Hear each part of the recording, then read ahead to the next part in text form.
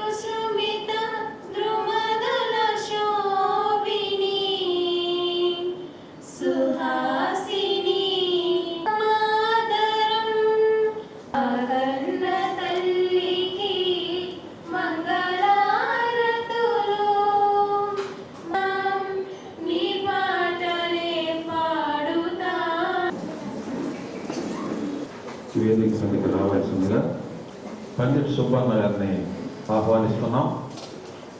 Collector Karthik గారికి మరి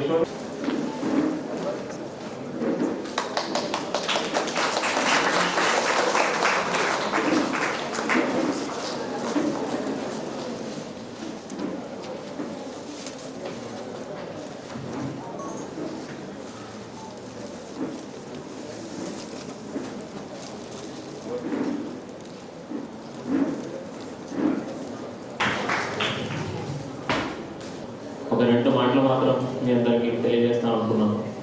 ఒకటి ఏంటంటే జిల్లా అడ్మినిస్ట్రేషన్ తరఫు నుంచి లాస్ట్ ఒక 9 నెలల్లో జాయిన్ అయినప్పుడు తరఫు నుంచి అప్పటి నుంచి కూడా మనకు జిల్లాలో చూస్తే ఎస్టీ ఎస్సీ కమ్యూనిటీలో సుమారుగా ఒక 30% దాకా జనాభా జిల్లాలో ఉన్నాయి. కొంతవరకు మనకు లిటరసీ లెవెల్స్ కావచ్చు, అదేవిధంగా మనకు అంటే ప్రెగ్నెన్సీస్ కావచ్చు, ఇలాంటివి కొన్ని విషయాల్లో సోషల్ పారామీటర్స్ చూస్తే కొంత వెనుకబడి ఉన్నాం. సో అది కాబట్టి దాని మీద కొద్దిగా ఎక్కువ దృష్టి పెట్టాల్సిన అవసరం అయితే ఉంది. లాస్ట్ ఒక 9 నెలల్లో కొంతవరకు దాని మీద దృష్టి పెట్టాము. పర్టికులర్లీ ఒక విషయం ఏంటంటే ఇంతకు ముందు కూడా మన ఎస్టీ ఫ్యామిలీస్లో చాలామందికి ఆధార్ కార్డు లేని విషయం అయితే జిల్లాలో చాలా ప్రమాదకరంగానే ఉంది. సో దాన్ని దృష్టిలో పెట్టుకొని సుమారుగా ఇప్పటికీ ఒక 1000 దాకా చేయగలిగాము. ఒక పైలట్ కింద ఒక మండలంలో తీసుకొని సుమారుగా 600 కార్డులు మనం చేయగలిగాము.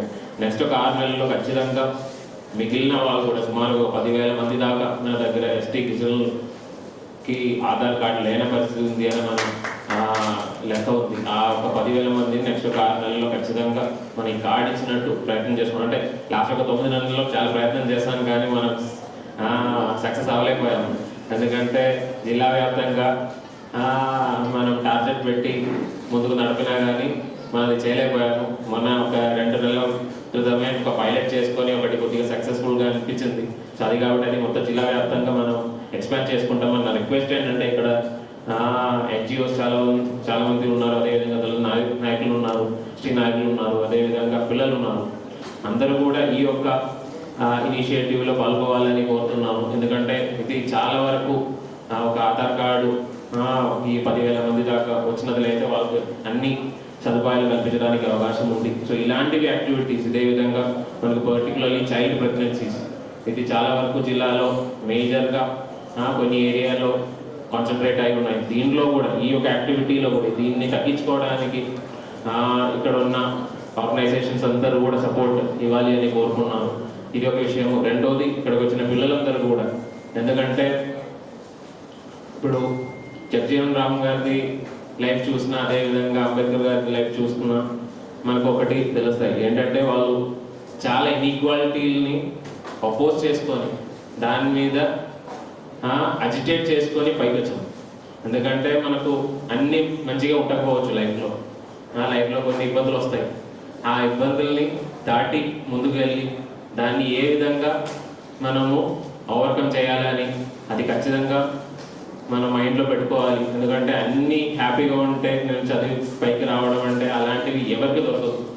ప్రతి ఒక్కరికి డబ్బులు ఉన్న వాళ్ళకి కానీ, డబ్బులు లేని వాళ్ళకి కానీ, సమాజంలో వెనుకబడి ఉన్నా ముందుకున్నా కానీ అందరికీ ప్రతి ఒక్కటి కన్స్ట్రెయిన్స్ ఉంటాయి. కొన్ని వెనుకబడి ఉన్న పరిస్థితులు అయితే మాత్రం ఇంకా కొన్ని కష్టాలు ఎక్కువ ఉన్నాయి. కానీ మన ఒక కంట్రీ ఒక అడ్వాంటేజ్ ఏంటంటే, ఇప్పుడు పెద్దలందరూ చెప్పినట్టు కాన్స్టిట్యూషన్లోనే కొంతవరకు అఫర్మేటివ్ యాక్షన్, అంటే వెనుకబడి ఉన్న వ్యక్తుల్ని ముందుకు తీసుకెళ్ళడానికి మనకు ఒక చేయి ఇవ్వాలి. సో దానికి సంబంధించి అఫర్మేటివ్ యాక్షన్ అని మన కాన్స్టిట్యూషన్లోనే రాసి ఉన్నాము. సో కాబట్టి ప్రభుత్వం సిద్ధంగా ఉన్నాము సపోర్ట్ చేసుకోవడానికి. మీరు కూడా పిల్లలందరూ కూడా బాగా చదువుకోవాలి. చదవడం మాత్రం కాదు, చదివిన మాత్రంగా ఎవరికి రైట్స్ ఇవ్వరు. చదవాలి, ఖచ్చితంగా మీ రైట్స్ కోసం మీరు పోరాటం చేయాలి, ఎజిటేట్ చేయాలి. సో అది అయితేనే ఆ రైట్స్ వచ్చినట్టు ఉంటుంది, అందరు ఈక్వల్గా వచ్చినట్టు ఉంటుంది. అండ్ ఈరోజు చెప్పినట్టు ఏప్రిల్ ఒక మంత్లో మనకు పెద్దలు జగజీవన్ రామ్ గారిది కానీ, జ్యోతిరావు ఫూలే కానీ, అంబేద్కర్ గారిది కానీ, వీళ్ళందరినీ చూసినట్లయితే వీళ్ళందరూ కూడా సోషల్ జస్టిస్ అనే ఒక మైండ్తో వాళ్ళ లైఫ్ మొత్తం పనిచేసి ఉన్నారు. సో అది చాలా చాలా ఇంపార్టెంట్. అంటే 75 సంవత్సరం డిఫెన్స్ అయిన తర్వాత కూడా ఇప్పుడు కూడా ఆ ఒక థీమ్ చాలా చాలా ఇంపార్టెంట్. అదేవిధంగా it is very very apt in this year also. అంటే మనం అప్పటి నుంచి కొంతవరకు ముందుకు వచ్చాం, కానీ ఇంకా కూడా చాలా ముందుకు వెళ్ళాల్సిన అవసరం అయితే ఉంది. దయచేసి పిల్లలందరూ కూడా ఈ యొక్క మైండ్లో పెట్టుకొని సోషల్ జస్టిస్ అనే థీమ్ ఖచ్చితంగా మైండ్లో పెట్టుకోవాలి, ఖచ్చితంగా చదవాలి, ఖచ్చితంగా పోరాటం చేయాలి. ఇది రెండు చేస్తే తప్ప మనం ముందుకు వెళ్ళలేము.